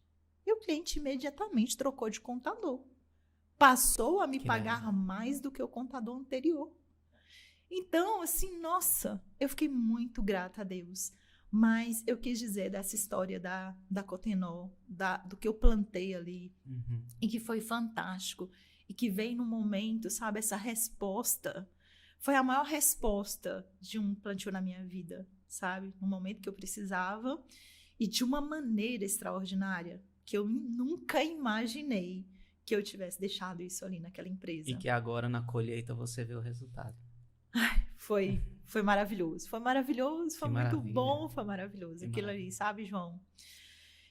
Mas, quando você me perguntou que horas que veio a maturidade, né? A fase adulta. Quando você se tornou adulta? Eu fui um dia trabalhar lá na Cotenó e eu cheguei para trabalhar e pouco tempo depois eu recebi uma ligação. A minha irmã me ligou que o meu pai havia falecido lá em Rio Pardo de Minas. E ali foi um baque muito grande, porque até então, eu era a caçula. Eu era que estava começando a vida, eu era protegida, né? Eu era aquela esperança, aquela que estava dando certo e tudo mais, mas ainda não tinha me casado, então não tinha os filhos, então não tinha aquela responsabilidade. Sim. Foi muito difícil receber aquela notícia. Meu pai tinha uns 2 meses que ele tinha estado em Montes Claros, que eu tinha visto, mas, assim, como ele morava lá, então a gente tinha, né, pouco contato, então, assim, eu senti muito essa ausência do meu pai, esse baque do meu pai. Acho que eu não senti tanto a perda da minha mãe, porque eu convivi mais tempo com ela, mas o meu pai eu convivi menos, então, assim, foi muito forte. Mas naquele momento, a minha mãe morava com meu pai nesse sítio, e ela precisou voltar para Montes Claros, porque lá meus irmãos estavam todos casados, tinham seus lares e tudo, e eu era solteira. E ali eu ia ter que dar conta agora da minha mãe. Cuidar dela. Agora nós estávamos ali, eu e ela, para vencer. Pensei assim, o meu pai, porque a minha mãe, tudo ela falava assim, vou falar com seu pai. Então, assim, era muito forte a presença dele pra gente. Tudo era essa mulher, sabe, que respeitava o seu marido, que dava honra pra ele. Então, ela tinha força, ela educava os filhos, sim, mas ela dependia dele, assim, não com aquela dependência no sentido de dor, sabe, de tudo eu dependo do meu marido. Não era isso, não. Ela tinha prazer de dizer assim, Zé, faz isso. Envolver ele. Envolver. É com seu pai. Zé, cuida disso. Até essa questão de não tomar todas as cargas, deixar o homem exercer o seu papel, ela deixava o meu pai exercer o papel dele, sabe? Então, com isso, ela tinha aquele homem para dar aquele suporte o tempo todo. E agora a gente ficou sem ele. E assim, de certa forma, eu tinha o meu pai para me dar todo o apoio. Mesmo nessas poucas presenças dele, antes da Cotenó, eu trabalhei um período, uns 3 meses, numa loja de tecido no centro. E engraçado que a mulher brigava. E eu não sei por que o meu pai estava aqui, eu compartilhei com ele, com aquela mulher, tinha discutido lá, a dona da loja tinha falado alguma coisa. E o meu pai falou, se ela te falar alguma coisa, você me fala que eu vou lá. Eu vou quebrar a cara dessa mulher. Eu vou brigar com essa mulher. Você não precisa desse trabalho. Você sai de lá, sabe? Seu pai protegia você também. Sabe como que foi agora perder essa proteção? Então foi naquele momento ali que eu falei assim, poxa vida, agora eu tenho que assumir responsabilidades. Agora eu tenho que dar esse suporte para minha mãe, porque a gente não tem mais o apoio do nosso pai, sabe? Do meu pai, ela não tinha mais o apoio do marido. Então, meu pai tinha deixado um lote e meus irmãos ajudaram a construir uma casa para mim e para minha mãe. E a gente foi morar nós duas nessa casa, sabe? Então, até eu me casar e sair de casa. Então, fiquei, inclusive depois que me casei, ainda fiquei um tempo com ela, porque a minha mãe teve mal de Parkinson, depois da perda do meu pai. E os médicos fizeram todos os exames. E não tinha nada hereditário na família, não tinha nada que identificasse. Mas a gente percebeu o quanto que ela sentiu a falta do meu pai, sabe? Quanto que isso foi muito forte para ela. Perder aquele companheiro de uma vida inteira. E ela tomava para ela todas aquelas, assim, dificuldades. Assim, ela ainda tinha 10 filhos. Mesmo casados, ela achava que ela tinha responsabilidade com aqueles 10 filhos. Ela tinha que estar lá cuidando do casamento dos que estavam casados. Ela tinha que cuidar de mim. Então, na cabeça dela, ela não era mãe de 9 filhos casados, uma solteira. Ela era o suporte para 10 filhos. E ela tomou isso para si, sabe? E foi muito, muito difícil. Mas, assim, glória a Deus que ela teve anos maravilhosos. A gente teve anos maravilhosos. Depois do falecimento do meu pai, ela passou a frequentar uma igreja evangélica próximo da nossa casa. E eu também acabei indo para uma igreja evangélica. E ela se converteu. E ela se batizou.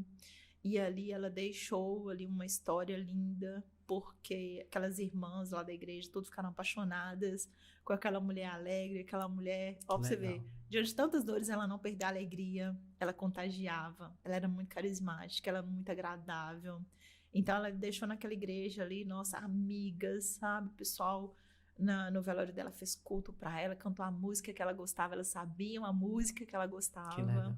Então, assim, ela deixou muita coisa ali, sabe? Então, assim, veio essa fase, não foi fácil. Não foi deixou fácil. Um legado. Deixou. Não só para vocês, filhos, mas todos que estavam à volta dela, né? Todos, lá em Rio Pardo de Minas, todos conhecem a minha mãe, todos conhecem o meu pai, porque eles não eram daqueles que chegavam, ficavam quietos, cuidando da sua vida, do seu patrimônio, dos seus ganhos. Não, eles chegavam e aí eles impactavam. Então, eles arrumavam um emprego para uma pessoa, e daqui a pouco estavam fazendo a casa de alguém, aí daqui a pouco eles estavam construindo alguma coisa. Então, todos os conheciam. E a alegria o tempo todo. Então, nas festas, nos forrós de Rio Pardo de Minas, meu pai estava lá com a minha mãe, então todos conheciam. Então, assim, essa alegria deles, o trabalho, da emprego. Nossa, eu chego em Rio Pardo, as pessoas, nossa, sou muito grato pelo seu pai. Ele me ajudou com isso. Nossa, sua mãe maravilhosa, cozinhava. Nossa, sua mãe fez isso pra mim. Então, assim, nossa, deixaram por onde eles passaram, sabe? Eles deixaram história, deixaram, né, exemplos de força, de gratidão. Pessoas muito gratas a eles, entendeu? Então, assim, foi pessoas fantásticas. Pelo que eu percebo da sua história, eu vejo que você honra a sua história. Todo o seu passado, tudo que você viveu, mesmo nos momentos de dificuldades, eu vejo que você honra muito sua história e honra muito seus pais. Honrou muito seus pais. Isso é lindo, isso é maravilhoso. Sim. E quem é Josi hoje? Qual o propósito de Josi hoje? O que Josi Moura hoje quer para a vida? Como você quer fazer a diferença como sua mãe e seu pai fizeram diferença? Qual o seu propósito? Pois é. Foi uma descoberta, porque eu pensei que eu ia ficar mesmo na área da contabilidade. Inclusive, eu fiz a formação em Direito, porque de tanto frequentar a Receita Federal e Receita Estadual, eu falei, vou ser uma fiscal desses órgãos, né? Vou mudar de nível. Então, eu imaginei que eu ia permanecer por muito tempo nessa área só da contabilidade, consultoria de empresa, treinamento. E quem sabe se passasse num concurso, então aí eu ficaria nessa, né, continuaria nessa área. Mas a Josi é muito incomodada com pessoas. Estava eu no meu escritório de contabilidade, trabalhando com estagiários de contabilidade, com profissionais da contabilidade. E eu queria ser uma líder melhor para uma equipe ali de 15 funcionários. Eu me incomodava, assim, peraí, o que eu posso fazer por esses funcionários? Qual parede que eu posso mudar? O que eu posso favorecer para essas pessoas aqui? Vou fazer um curso de liderança. Eu não queria, né, tem aquelas questões do líder que é mais duro, o líder mais flexível. Eu era uma líder muito flexível, mas eu queria ser uma líder melhor, agregar mais coisas lá para minha contabilidade. E foi uma surpresa muito grande. Quando eu fiz aquele curso de coach leadership com a Vanessa Narciso, lá eu resgatei uma questão do meu perfil, desse meu perfil de comunicadora. Sim. Lá eu percebi 2 coisas na análise do meu perfil comportamental. Uma, que eu não tinha energia para poder fazer tudo o que eu desejava, que eu estava sem energia para realizar as coisas que eu desejava. E outra, que eu não estava trabalhando muito bem o meu perfil. Eu estava 200% como executora e nada de comunicadora. Então, por isso que eu não estava conseguindo os resultados, né, que eu esperava, que eu queria. Então, essa questão de não trabalhar esse seu perfil é muito importante. Porque eu queria entregar, eu ia 7 horas da manhã para o escritório e entregava o máximo ali e não via os resultados que eu queria. Sim. Então, estava na função, na forma errada, né? Estava trabalhando na área de maneira errada. E essa questão da energia, por isso, porque o comunicador, ele ganha mais energia quando ele trabalha essa área da comunicação. E é muito desgastante para ele ficar só na execução.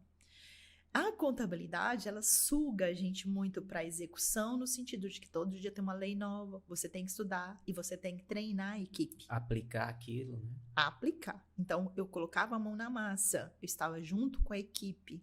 Então, isso gerou um desgaste muito grande. Então, eu sempre fui me de doar muito. Assim, nunca gostei de dar uma resposta exata. Não, pesquisa nessa lei, ou essa lei diz isso. Ai, tinha que pegar, explicar, testar, verificar se a pessoa aprendeu. Então, isso você faz uma entrega muito grande. E me dediquei ao direito também, me dediquei, estava dando aula, fazendo faculdade, família e ainda escritório com toda essa entrega. Né? Então, eu estava assim, muito... Eu não sentia que eu estava cansada, exausta. Mas as minhas olheiras mostravam todas as pessoas. E depois você percebeu que você executava demais. Sim, e deixava um pouco de lado as outras áreas. Né? Com essa análise eu percebi que eu poderia render mais. Então foi nesse momento que, de pouco de virada de chave. A partir desse curso, eu decidi não fazer a prova da OAB e me dedicar a mim, dedicar ao estudo de mim. Certo. E eu fui fazer um curso de inteligência emocional. Eu falei, peraí, então vamos ver o que está errado aqui. E fui me trabalhar. Então fui me quebrar. Aí você entrou no processo de autoconhecimento. Autoconhecimento. E agora, auxiliando outros a se conhecerem também. Sim, foi a partir daí, então, desse momento que eu busquei esse processo do autoconhecimento através da inteligência emocional, da programação neurolinguística. Fiz diversos cursos, não como sou apaixonada, né, por estudar. Então, eu falei, o caminho é voltar para a sala de aula agora, eu voltar a estudar, investir, para investigar aqui para onde que eu vou. E eu resgatei uma questão lá atrás, trabalhando em umas empresas e tudo, eu sempre estava me atualizando. E não sei por que eu quis me atualizar em fazer um curso de oratória. Muitos anos atrás eu fiz um curso de oratória aqui em Montes Claros com a psicóloga. E eu falei, poxa vida, então desde lá de trás eu quero. Aí eu fui resgatar alguns treinamentos que eu tinha dado em alguns dos meus clientes. Então eu levava palestra, eu já dava palestra para os meus clientes gratuitamente. É algo que eu oferecia além da contabilidade. Eu estava lá com eles. Falei assim, nossa, eu gosto disso. E veio uma palestrante no Instagram, eu falei assim, eu quero ser palestrante. Então eu quero levar valor para as pessoas através de palestra. E fiz essa formação de palestrante, mas nessa formação de palestrante tinha a questão lá do Instagram, né? Ir para as redes sociais, dar a cara ali, coisa que eu nunca fazia. Que é difícil. Porque era o seguinte, Cíntia, nossa amiga, a primeira vez que ela me viu colocar uma foto minha no status do WhatsApp, ela me ligou na hora. O que está acontecendo com você? Você não é disso? Você nunca fez isso.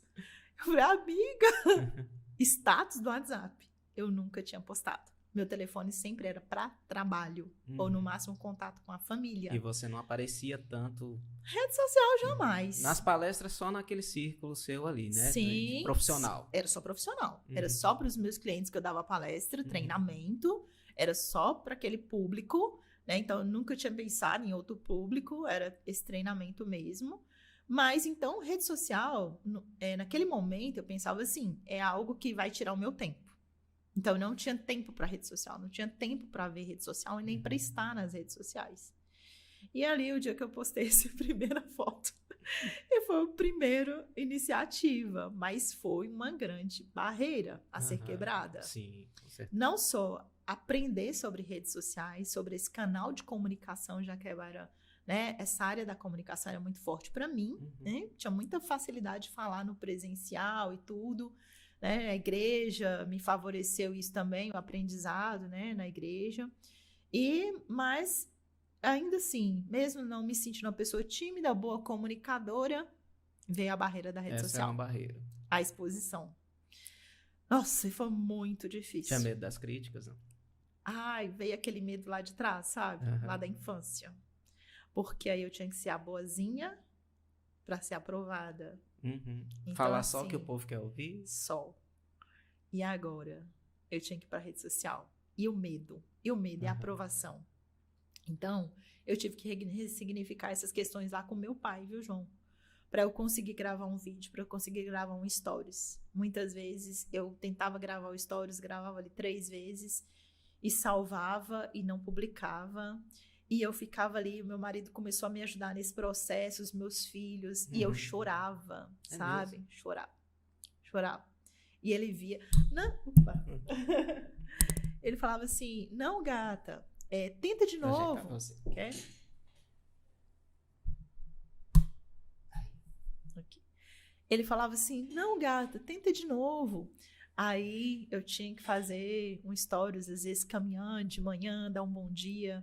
E a gente ficava ali meia hora. Gravava um, gravava o outro. Ele, não, você gravar desse jeito fica melhor. Às vezes minha filha vinha e me ajudava. E aí eu chorava, porque não dava, não daquele jeito, não tava bom. Autocrítica. Sabe? Nossa, foi muito difícil. Na verdade, a gente nunca vai estar bom para um bocado de gente, né? Eu também passei por esse processo quando eu também tive essa dificuldade das caras, né? de começar a filmar e ensaiei muito para começar a filmar. E eu vi que no final das contas é só fazer. Saia demais não, que acaba você nunca fazendo. E quando eu mudei minha foto de perfil, aconteceu um negócio. Eu passei muito tempo com a mesma foto do perfil e recentemente eu falei, vou mudar essa foto do perfil, por que não? Sim. Mudei minha foto do perfil e aí uma colega de trabalho, ela fez a mesma coisa que a Cindy. Ela me ligou, o que está acontecendo? Falei, por quê? Não, você tá parecendo um lorde nessa foto. Parecendo um Dom Pedro. E essa cor laranja é do concorrente. Fazendo menção ao Itaú, né? Essa cor laranja é do concorrente. Essa não pode, olha lá. Mas ficou ótimo, parabéns, não sei o quê. Você me inspirou a mudar a minha. E ela mudou a foto dela. Eu até legal. Dei parabéns pra ela. Depois falei, gostei de ver, viu? Essa foto sua aí tá maravilhosa. Então, assim, atravessar essa barreira realmente é difícil. As pessoas acham que não, tá tirando para tudo que é lá, tá tentando. Na verdade, o que a gente quer é entregar o melhor para quem está nos assistindo. Por isso a nossa cobrança. Sim. É por isso que você chora, né? Então a gente quer entregar o melhor, a gente quer entregar o perfeito. Né? Na verdade, o interessante é a gente fazer, agir. Mas às vezes quando a gente tá planejando, tá tentando, não tá satisfeito, é porque realmente a gente tem um interesse de transformar a vida das pessoas, entregando o melhor de nós. Que eu acho que quando a gente vê o propósito da vida da gente, é entregar o melhor de nós. É fazer diferença para as pessoas, né? E tomando como exemplo seu pai e sua mãe, que não ficavam quietos numa comunidade. Seu pai tinha papel de prefeito. Sim, né? Era por aí. Papel de prefeito. Isso é papel de prefeito. Envolver, empregar, ter um social, fazer com que as pessoas se sintam bem, melhorar a vida de alguém, de uma comunidade. Então, eu acho que esse é o nosso propósito. E eu vejo muito isso no seu projeto. As pessoas talvez não entendam. Seu livro fala disso, deixar de ser boazinha. Quando eu deixei de ser boazinha. E você citou isso também no início. Sim. Seu livro fala isso. Mas a pessoa, para entender se deixar de ser boazinha, não é porque você se tornou má. Não. Não é isso, eu já preciso entender isso. É porque lá na sua infância existiu um motivo para você ser a boazinha, para se dar bem, não apanhar, para viver uma vida tranquila. É um boazinha diferente, né? Então as pessoas precisam entender antes de falar assim, não, deixa eu... Você tem que deixar de ser boazinha. Não é esse boazinha, né? Não. Boazinha aí no outro sentido que o seu livro... Eu dei o spoiler do livro, desculpa. Mas o livro fala disso, mas eu quis citar isso porque pode confundir algumas pessoas. Eu deixei de ser boazinha. Não é porque se tornou uma pisar em alguém, não é isso. Há uma história por trás dessa boazinha, né? Sim. E que sentido tinha a boazinha na sua vida. Sim. Então, Josi, eu sou muito grato pela sua vida, nas nossas vidas, e eu tenho certeza que você ainda vai transformar muitas pessoas. É um canal de transformação, um canal de bênção, e pode ter certeza disso. Eu tenho certeza que as pessoas que estão ao seu redor estão sendo transformadas, eu tenho certeza. O seu investimento em estudo, em autoconhecimento, eu sei que não vai parar, Eu sei que não vai parar. Somos do lifelong learning, né? A gente não cansa de aprender, a gente vive aprendendo e isso é fantástico. Isso é gratificante, aprender. E eu fico muito feliz por você estar aqui. E eu queria que você deixasse uma mensagem. Eu vou ser bem específico. Deixa uma mensagem para as mulheres. O que você gostaria? Hoje é seu dia de ecoar no mundo. Então, deixa uma mensagem para as mulheres. É a sua frase de hoje para as mulheres, para a gente finalizar o nosso bate-papo, o nosso dia aqui de conhecimento da Josi Moura. Mulher, você tem valor. Você tem uma missão, um propósito. Então, comece, né, a olhar para dentro de si e deixar, né, transbordar isso, né, o seu melhor, o que você tem aí. Né? Cada uma é única, é especial. Né? O Senhor nos chama de finas joias. Né? O Senhor já nos conhece desde a sua criação. Então, Ele já nos capacitou, já nos encheu de dons e talentos. E por que esse medo? Por que desacreditar? Não é fácil. Eu sei acreditar em si. Eu passei por esse caminho. Não é fácil resgatar essa mulher virtuosa que a gente tem aqui dentro, né, de cada uma, mas é possível. Então, a gente está aqui para segurar na sua mão aí, para te dar todo esse apoio, porque Deus já acreditou em você, desde quando Ele te fez. Eu acredito em você. Muitas pessoas acreditam em você e você tem um legado para deixar muito importante, porque você é cheio de dons e talentos, você tem valor. Então, comece, dê esse primeiro passo. Eu gosto da Mary Kay Ash, que ela diz, dê o primeiro passo, comece. E o segundo passo, não desista. Eu gosto muito dessa frase, de uma das referências, né, do empreendedorismo no mundo. Né, deixa aí esse legado pra gente, a Mary Kay. Então, assim, maravilhosa. E eu penso que todas nós podemos deixar esse legado. Então, quero te convidar a entrar aí para dentro de você, percorrer esse caminho que não é fácil, mas é possível. Você dá conta, você é uma mulher virtuosa, valorosa e vitoriosa. Maravilha, muito obrigado. Mais uma vez, mulheres virtuosas, vidas que inspiram. Josi Moura e coautoras. Pegou aí? Tá aqui? Tá aqui. Josi Moura e coautoras. Depois a gente passa o caminho, vamos colocar na descrição do vídeo. E Josi.Moura Santos. O Instagram da Josi, Josi.Moura Santos. Sigam ela lá. Siga a gente aqui também. Compartilhe esse conteúdo. Pode transformar a vida de muitas pessoas. A gente aprende com pessoas, não é? Sim. A gente aprende com pessoas, com as histórias, com as vivências, com as experiências. Josi, muito obrigado. Deus abençoe muito você e sua família. Quero agradecer a família da Josi por ter liberado a Josi pra gente. E que você faça muito sucesso e diferença na vida das pessoas. Obrigado. Deus abençoe. Amém. Obrigada, João. Gratidão por essa oportunidade. Obrigado.